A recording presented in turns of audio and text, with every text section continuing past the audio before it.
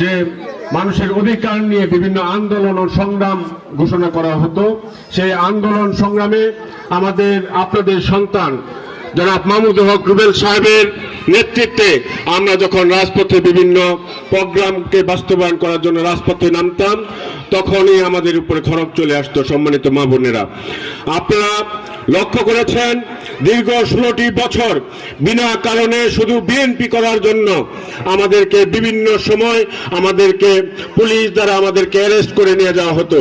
Arrest করে নিয়ে যে তারা ক্ষান্ত হননি, তারা থানায় নিয়ে গিয়ে তাদের যে লাঠি রয়েছে সেই লাঠি দিয়ে আমাদেরকে উপর্যুপরি আঘাত করতে থাকতো।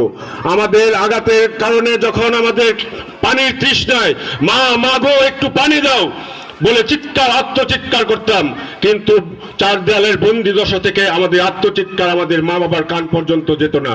তখনই আমার একজন মায়ের রূপ নিয়ে আপনাদের সন্তান জনাব মাহমুদুল হক রুবেল সাহেব আমাদেরকে পানি নিয়ে এবং ওষুধপত্র নিয়ে আমাদের পাশে এসে দাঁড়াতেন।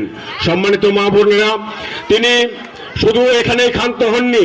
জনাব মাহমুদুল হক রুবেল সাহেব যখন এই দলের একজন নেতা কর্মীকে ধরে নিয়ে সেই অন্ধকার কারাগারে নিক্ষেপ করা হতো, মাগো যখন গরমের দিন কারেন্ট চলে যেত, সেখানে আমাদের শরীরের ঘামে আমাদের পরনে থাকা লুঙ্গি, আমাদের পরনে থাকা গেঞ্জি ভিজে যেত।